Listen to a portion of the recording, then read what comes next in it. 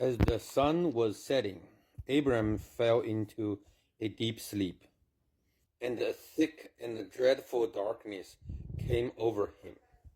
Then the Lord said to him, Know for certain that your descendants will be strangers in a country not their own, and they will be enslaved and mistreated 400 years. But I will punish the nation they serve as slave, and afterward they will come out with great possession. You, however, will go to your father in peace and be buried at a good old age. In the fourth generation, your descendants will come back here, for the sin of the Amorites has not yet reached its full measure.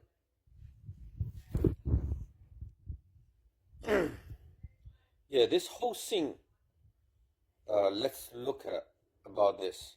Firstly, when you do the divination, usually you start in the morning, because morning represents hope, clean, sunrise, everything. It's kind of, everything beginning new, right? So also another thing is when the birds start to take the animal guts, those vultures, they appear morning often. So Abram, he starts this whole thing in the morning.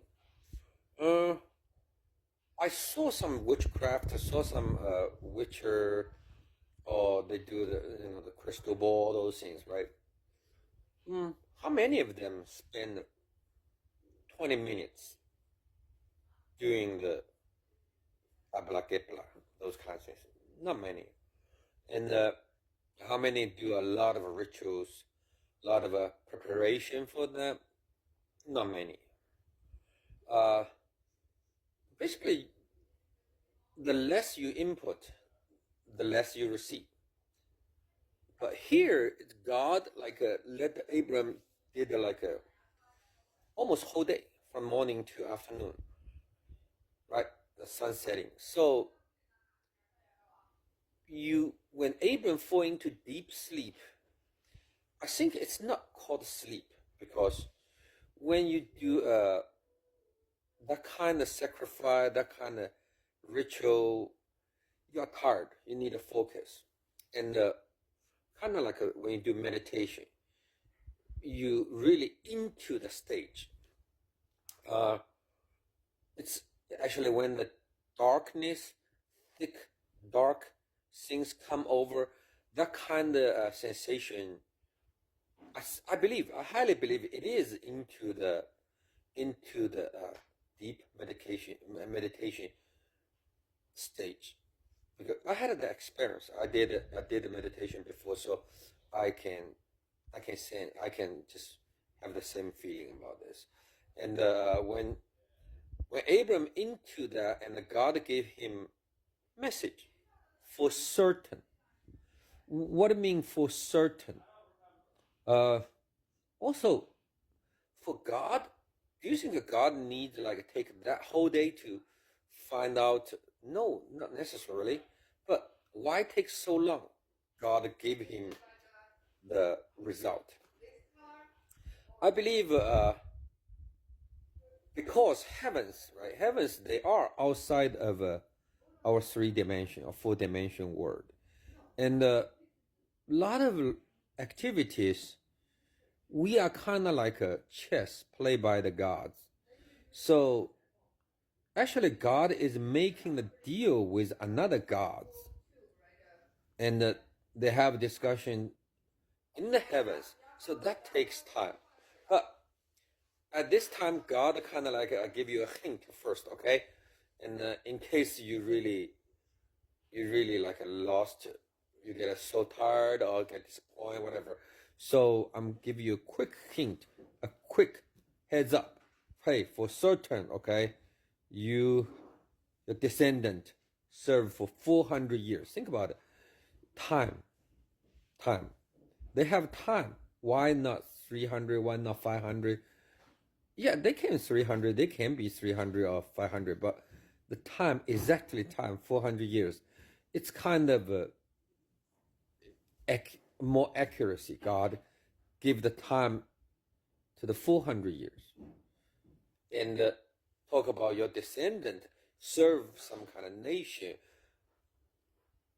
Well, the nation is what? Under God? No. It must be under some different gods. It was interesting. Why?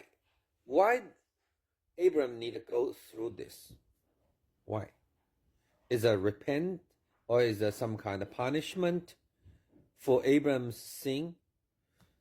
Because Abraham was abandoned, right? Was abandoned. So he definitely harmed other gods or other people's rights. So either him or his descendants need to what? Need to repay it. Need to repay those, pay the price. That's called justice.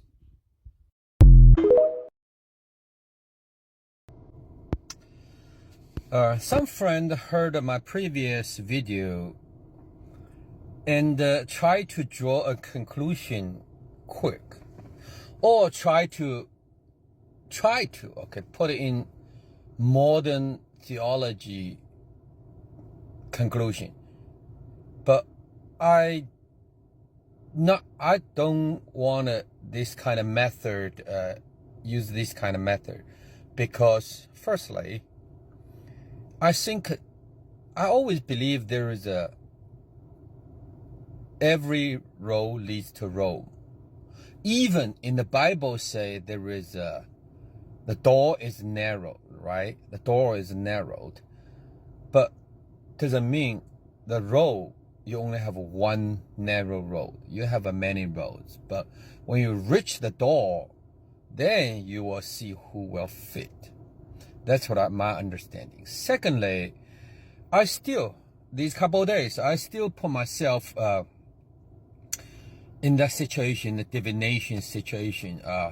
It's hardly to get out of my mind. Just because first, my thought is whether those kind of animals, who give those definition, who give those animal unique definition, or use them for prey to do the sacrifice. It's interesting why you have to use goat, heifer, pigeon, those things. Yeah, right now we thought they are like a pure, they are providing, they are peaceful, whatever. But who initially put this into our mind? Those animals has those kind of unique characters. That's very important, because if heavens or gods, they put those animals into, there is a certain meaning or certain usage, then definitely gonna be something unique within them, right? So I always think, why, and how those animals will release their function, use it as a prey. So I just thought about when ancient time people chop the people alive, the alive people, cutting them, the guts, those very brutal in Aztec, Maya, whatever, those when they sacrifice humans, sounds like it's really bloody, right? But when you put yourself at that moment, what do you experience? Your heart pounding faster, the adrenaline, right? And the last moment of yelling, screaming, scaring, or something release, and those things, those brain wave or emotional things, whatever, those has a power. They can penetrate things. So I think those animals, different animals, when they get killed, they have their life or their spirit or something has a special frequency. And those animals, I think probably heavens use them to receive them. That's what I thought. Also, when we pray, when we focus on something, our brainwave focus on one question, right? So every question you can transfer it into one unique brainwave. So you transfer to the brainwave. My question, what will be, how could you make me rich? How could this world gonna change? Whatever, those kind of things. So these kind of brainwave will mix with those animal, those sacrifice, scapegoat, whatever, these kind of wave together. Then all the way reach the heavens. At this moment, I think that Nikola Tesla, I still agree or really admire. He's a genius. Everything is a frequency, indeed. Yeah, even quantum theory, it's a frequency. Another thing is, it's interestingly, when God tell Abraham the word, for certain, for sure, for certain, this gonna be. You know, yesterday my explanation, or I thought it could be like the arrangement between the heavens, the gods, right? But can we explain this ways? That's the ways we're gonna play the game. That sounds like a more reasonable. Yes, that's the ways we're gonna play the game. Okay, listen, 400 years, your guys gonna be slave, right? But you're gonna survive. Then after 400 years, your guys gonna out with money. Someone treat you bad, will be punished. It's called justice, something, right? And I gonna do something. Is that sounds like the ways I gonna play game? Think about it.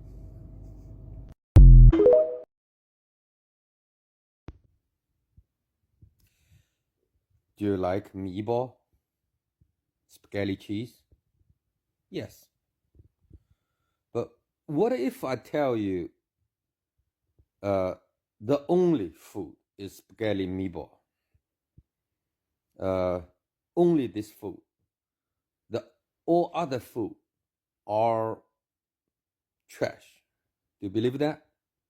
No. Why? Because sushi tastes good, right? Thai food tastes good, right? And some like a Chinese bun tastes good, right? Or some food from Africa, maybe fried worm. Well, I love to try some stinky cheese. I love to try, but doesn't mean you will eat those food every day, right? Even spaghetti meatball today your grandma cooked, will it taste exactly the same after 10 years? What about 10 years ago? What about the spaghetti meatball 100 years ago? Is that boring? Because if the explanation of a Bible, explanation of a God, or understanding of the divine remains same, classic, academically same, just like Calvin, like St. Augustine, whatever, they are the pillar. No one else can pass them. You just recite, you just repeat remember what they said. Then the theology was dead. It was like a zombie. The reason why I try to find the explanation or try to understand it, because it's just like you directly, you find the treasure inside you. You got the inspiration, just like a Socrates, he said. Remember, Socrates told his student, I'm not teaching you, I'm helping you to find the key, find the treasure within you.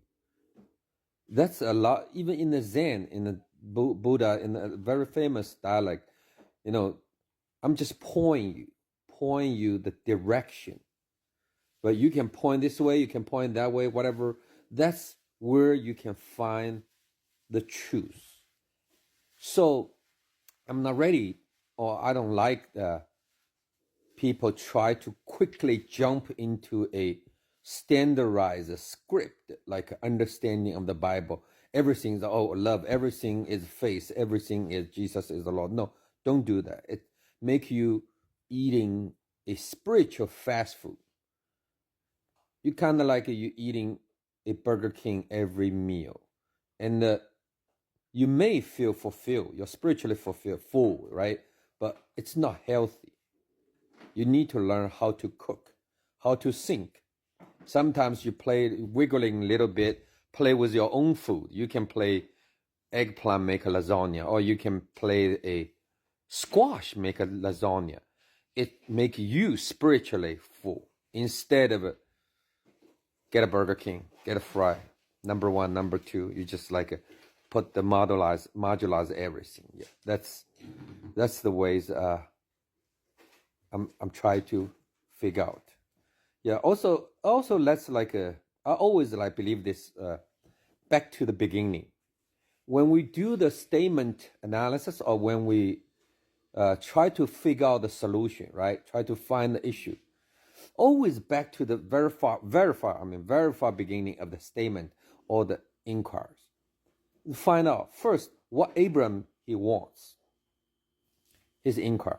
He wants God to show him, to tell him, to prove how could God say it's true.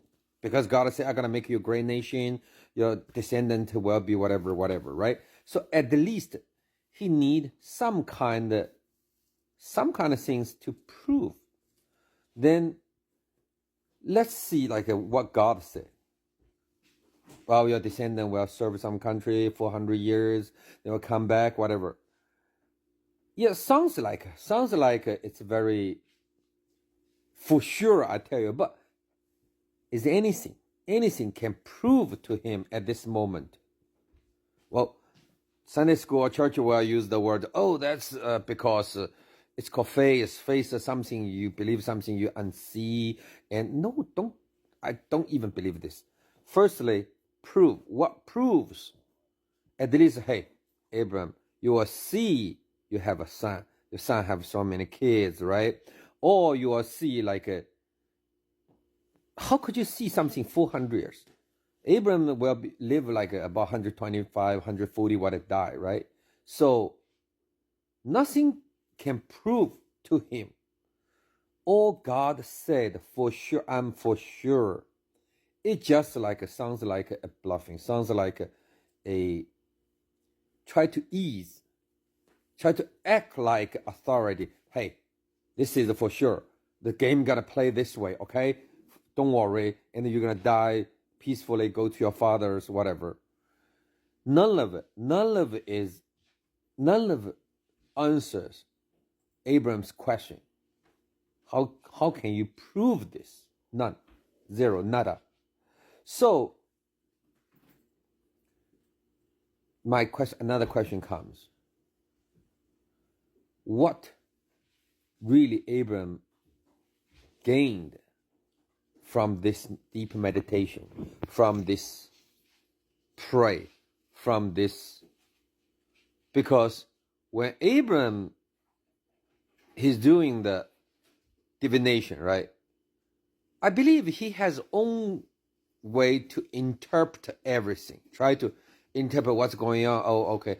I cut the sheep heifer to half, cut the goat to half, and when the bird vulture comes, the time the vulture comes, whatever, it means something. That's he tried to interpret, but at the least he need to find out some kind of answer. But God didn't give him answer, because when the deep dark come down to him, It just said, hey, for sure the game gonna play this way, okay? And then what Abram will think when he out of the meditation status, well, what's really tell me? Yeah, my descendants will be in the country. What country? I don't know. Possibly Egypt. Yes, but what has anything to do with me? To prove to me, to show me. Nothing to do with me, right?